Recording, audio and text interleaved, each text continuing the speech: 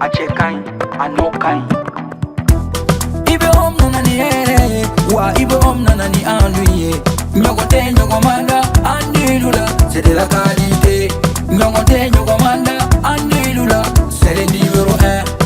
Sokɔnɔna la a bɛ manamana hali kɛnɛmana la a bɛ manamana kɛ. U ka siman kɔ c'est recommandé u ka siman kɔ c'est de la qualité. An di baara telima cɛ ɲuman sɔngɔ dama tɛmɛ diya. Sɔngɔ dama tɛmɛ diya. An di baara telima wa da ka di trop. So dɔw la o lafiyara pɛntirikɛlaw lafiyara. I bɛ om nana ni hɛrɛ ye maliyɛnw sɛbɛra. An du intérieur indox an du extérieur exdox. Sɔngɔ dama tɛmɛ diya do ani siman kɔl. A baara n'o ka ɲi ne a bɛ ja teliya la a b'i ka so nuguya. Sɔngɔ dama tɛmɛ diya. Baara n'o ka ɲi i bɛ om baara n'o ka ɲi. Sokɔnɔ ta ni kɛnɛma ta a baara n'o ka ɲi. I bɛ om i bɛ om i bɛ om i bɛ om i bɛ om i bɛ om i bɛ om.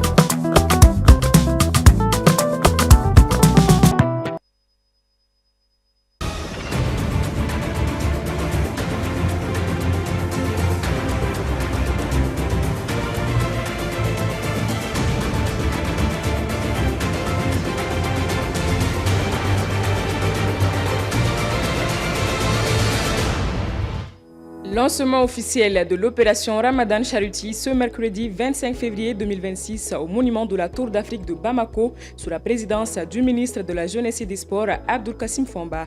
Les détails dans un instant. À l'occasion du mois de Ramadan, certaines entreprises adaptent leur horaire de travail tandis que d'autres maintiennent leur organisation habituelle. Nous avons fait le tour de 3 structures pour constater les réalités sur le terrain et vous en faire part. Bonsoir à toutes et à tous et merci de nous rejoindre pour cette édition de votre journal. Je l'annonçais dans les titres. À l'occasion du mois de Ramadan, plusieurs entreprises réajustent leur horaire de travail afin de tenir compte des contraintes liées aux jeûnes. D'autres, en revanche, maintiennent leur organisation habituelle, notamment lorsque la continuité du service l'impose. Pour mieux comprendre ces décisions, nous avons fait le tour de 3 structures aux réalités différentes. Suivons. Avec le mois sacré du Ramadan, les rythmes professionnels connaissent des ajustements variables selon les secteurs d'activité.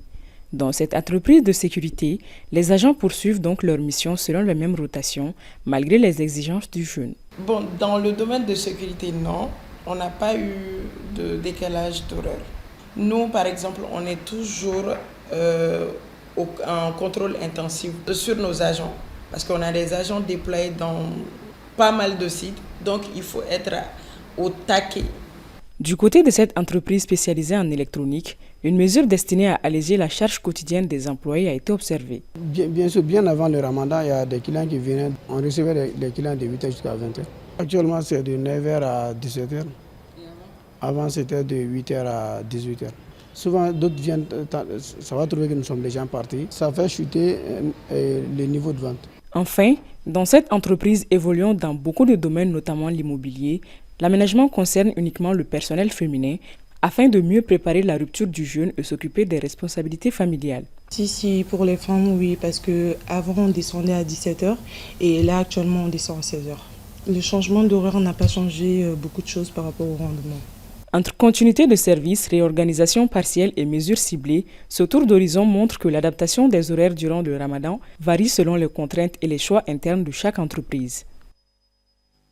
L'association des scouts du Mali a procédé au lancement officiel de l'opération Ramadan au Racha ce mercredi 25 février 2026 au monument de la Tour d'Afrique de Bamako. Placée sous le thème « Agir autrement pour le bonheur de la communauté bénéficiaire », cette édition s'est tenue sous la présidence du ministre de la Jeunesse et des Sports, Abdoulkassim Fomba. C'était en présence de notre reporter Mamadou Diallo. Depuis 11 ans, l'Association des scouts du Mali perpétue une tradition bien ancrée durant le mois sacré du Ramadan.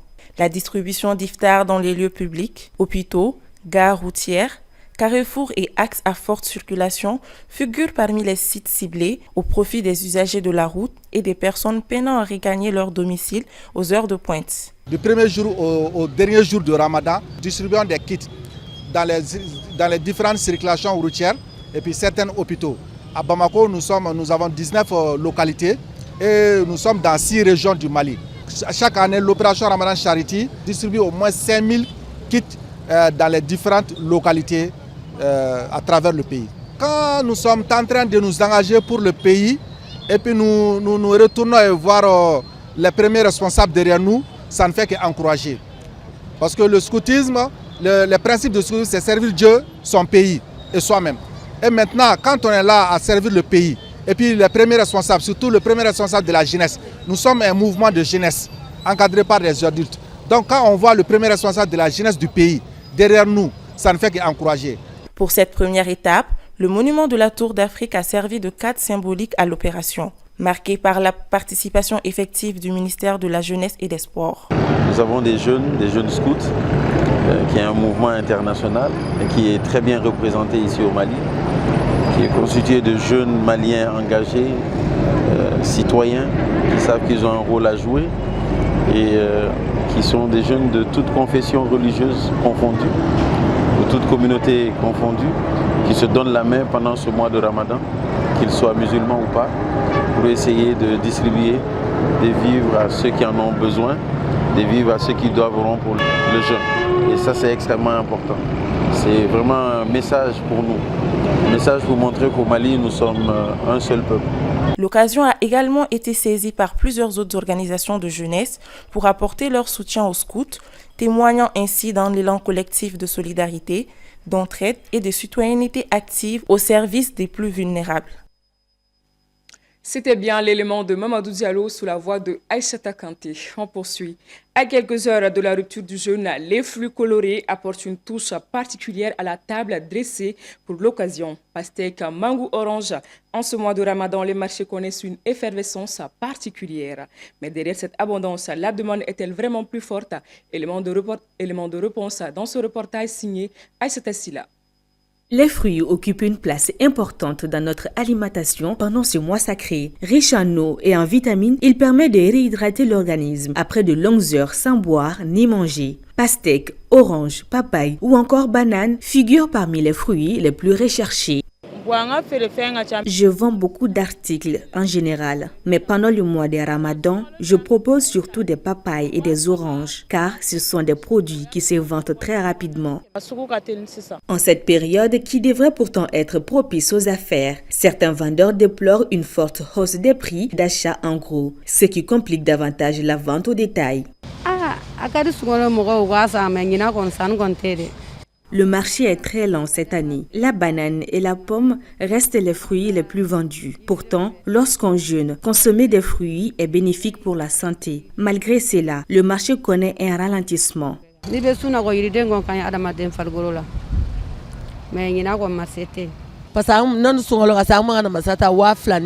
À l'approche du mois de Ramadan, nous achetions la marchandise en gros entre 12 000 et 13 000 francs CFA. Mais aujourd'hui, le prix dépasse les 15 000 francs. Quand on essaye de vendre en détail, cela devient compliqué.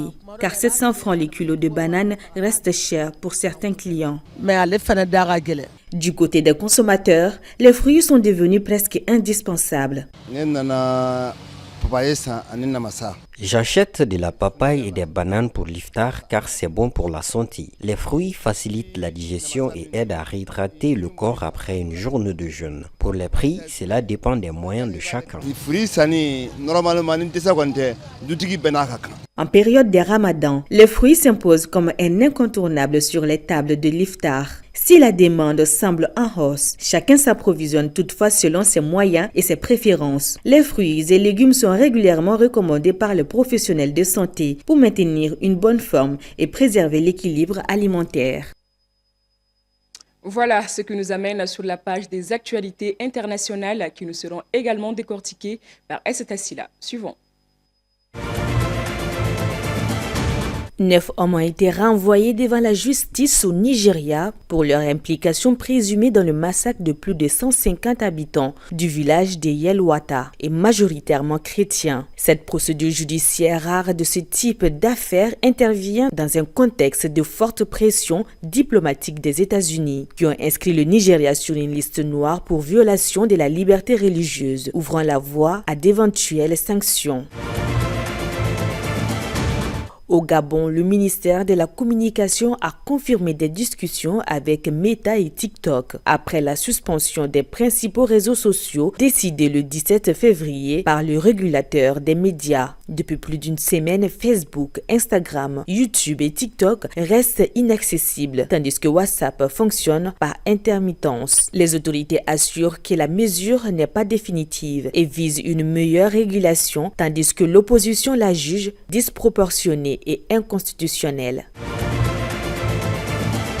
Un vol des États-Unis a atterri jeudi à l'aéroport de Khartoum, une première depuis le début du conflit au Soudan. Cette reprise de services aériens humanitaires vers la capitale a été saluée par Dennis Brown, qui a rappelé l'urgence d'acheminer l'aide des millions de civils gravement endommagés au début de la guerre. L'aéroport était l'un des derniers bastions de forces de soutien rapide avant la reprise de la ville par l'armée.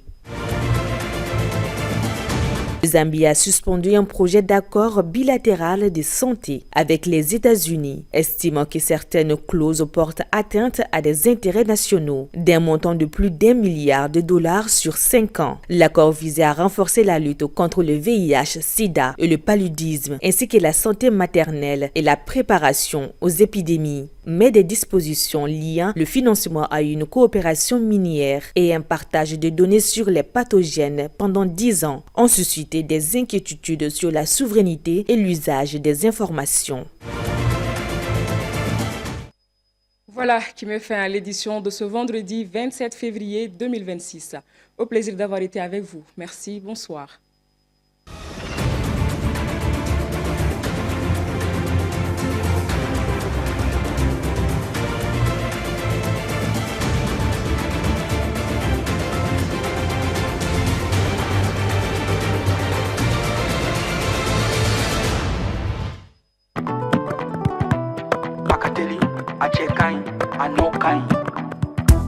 Ibe om nanani ere, wa ibe om nanani anduye.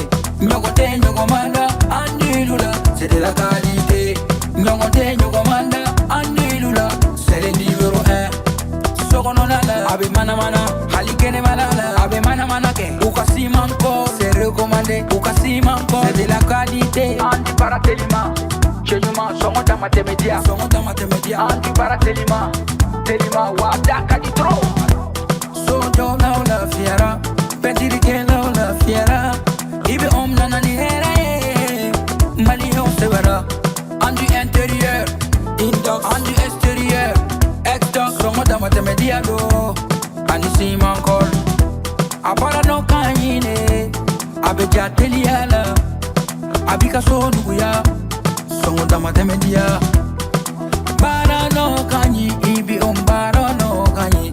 Sogo no tani, kene mata, abara no